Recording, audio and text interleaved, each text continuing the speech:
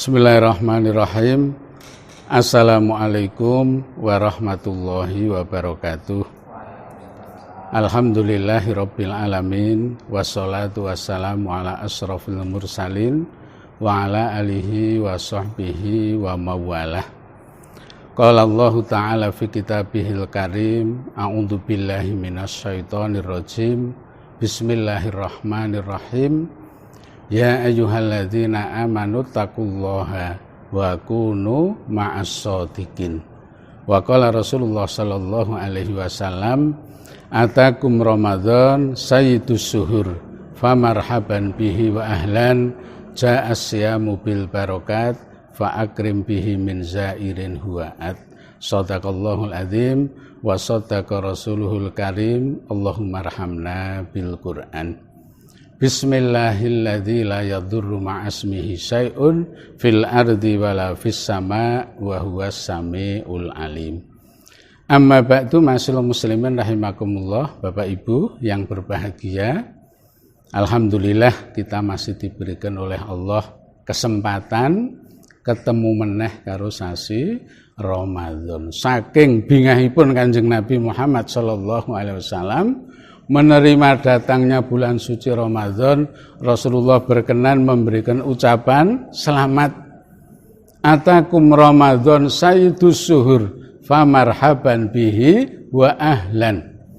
Kalau digampangkan begitu, selamat datang wahai Ramadan, tamuku istimewa, saya menerimamu dengan lapang dada, dengan legowoning penggalih. Insya Allah kalau kita senang menerima datangnya bulan Ramadan, efek psikologisnya apa? Yang berat jadi ringan, yang ringan tidak terasa. Amin. Allahumma amin. Sudah sepertiga perjalanan puasa kita lalui. Berarti tinggal 2/3 lagi. Mudah-mudahan yang sudah lewat, yang akan datang diterima oleh Allah Subhanahu wa ta'ala. Amin. Allahumma amin. Jadi orang mukmin itu kalau bahasa Jawa sarwa kepeneran. Sarwa kepeneran itu apa toh? Sarwa makplek. Karena kita ini seperti roda pedati, sok neng dhuwur, sok neng tengah, sok neng ngisor.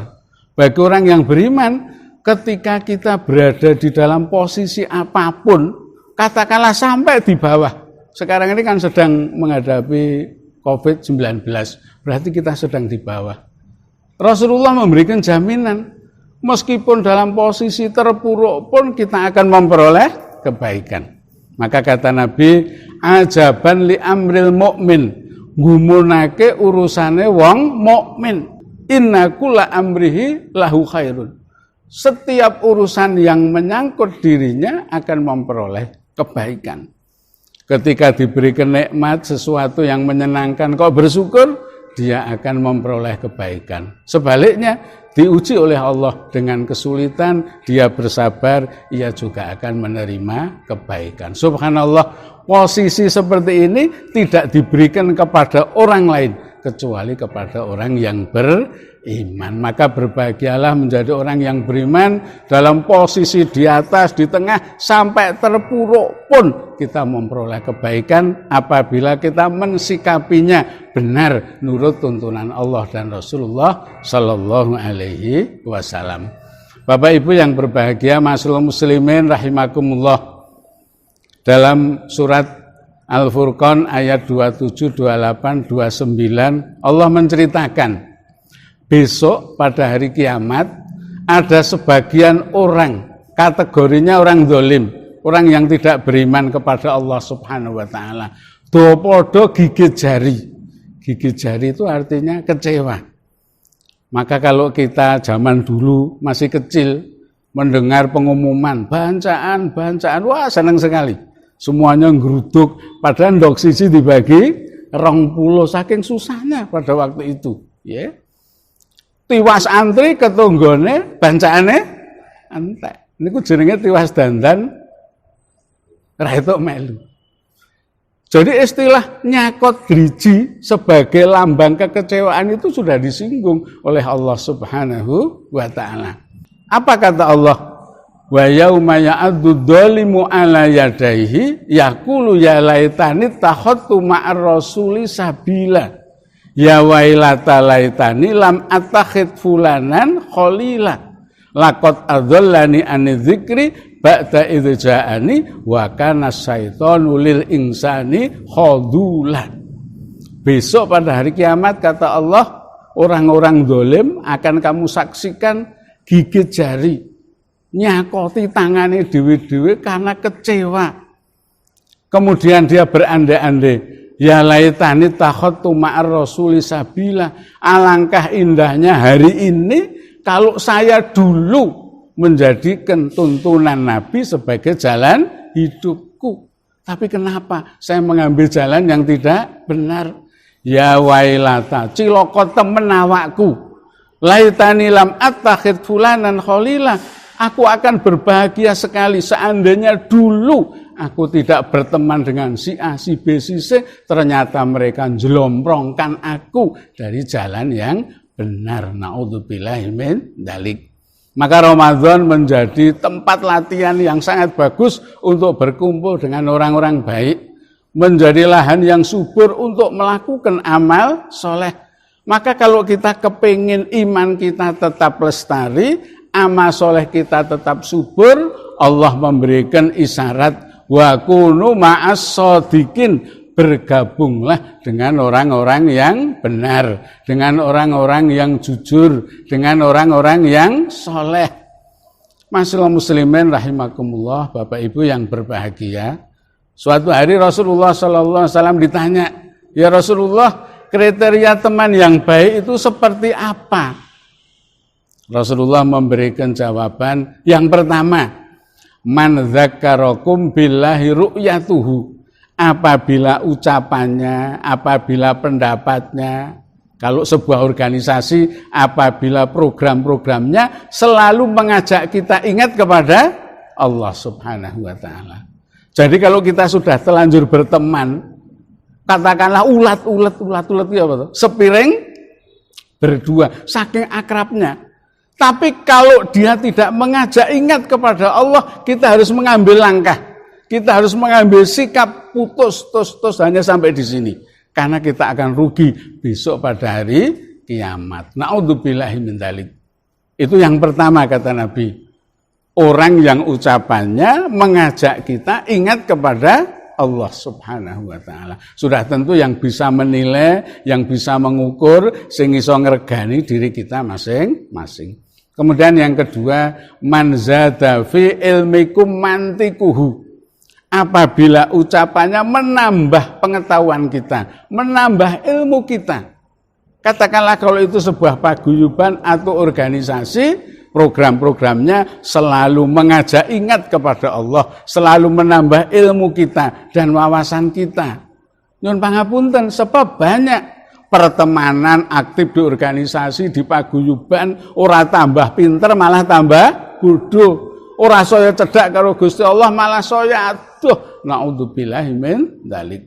Kemudian yang terakhir, man raghabakum fil akhirati amaluhu, apabila amalnya memberikan dorongan kepada kita, ia memberikan contoh kepada kita untuk selalu senang melakukan amal saleh. Itulah kriteria ingkang dipun ngendikaken dening Kanjeng Nabi Muhammad sallallahu alaihi wasallam. Kalau tiga-tiganya itu ada, mengajak ingat kepada Allah, menambah ilmu wawasan kita, mendorong kita, memberikan contoh kepada kita bagaimana melakukan kebaikan yang orientasinya akhirat, berarti kita telah memilih teman yang benar. Berarti kita telah bergabung dalam lingkungan yang baik. Amin. Allahumma amin. Dan insya Allah majelis taklim itu tiga-tiganya ada.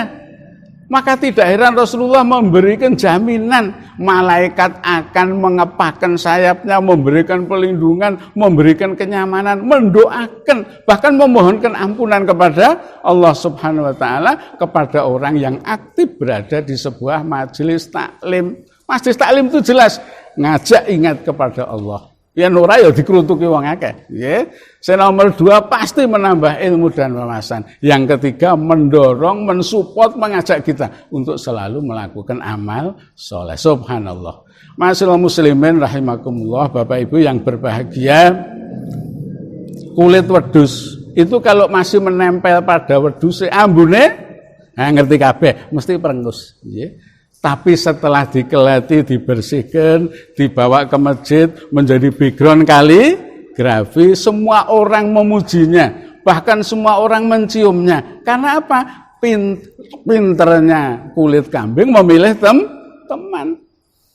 Kulit kerbau, kulit sapi. Setelah dikeleti, dibersihkan, menjadi beduk. Setiap saat ditunggu dekatnya waktu sholat. Maka kata kuncinya, pinter-pinter golek konco. Maka orang Jawa bilang ojo cedak kebo gupak. Ojo cedak kebo gupak. Kita pasti akan terkena efek negatifnya. Malah Nabi memberikan isyarat teman yang jelek itu seperti kita dekat dengan tukang pandai besi. Bukan berarti tukang pandai besi jelek, ya.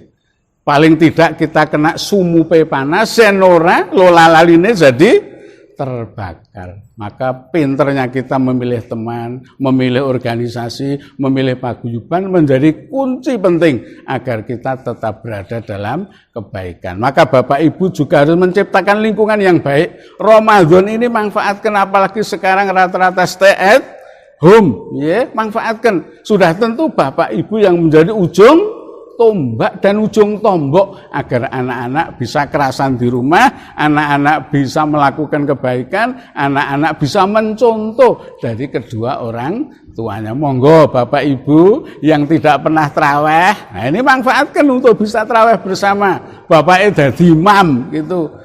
Ya ini mamono suarane kok isih pekewo ya sing ora enek suarane gitu. Dhuwur to. Ah ngasal monggo. Anaknya yang mampu untuk jadi imam berikan kesempatan, enggak apa-apa, ya.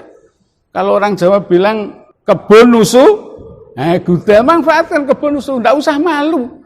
Aku kok sing ngimami anakku ra iku tak kok ngendi ndak usah. Bismillah, manfaatkan Ramadan untuk menciptakan lingkungan yang baik, mendorong anak-anak untuk beramal soleh. Mudah-mudahan yang sedikit kultum dari kami memberikan manfaat bagi kita semuanya.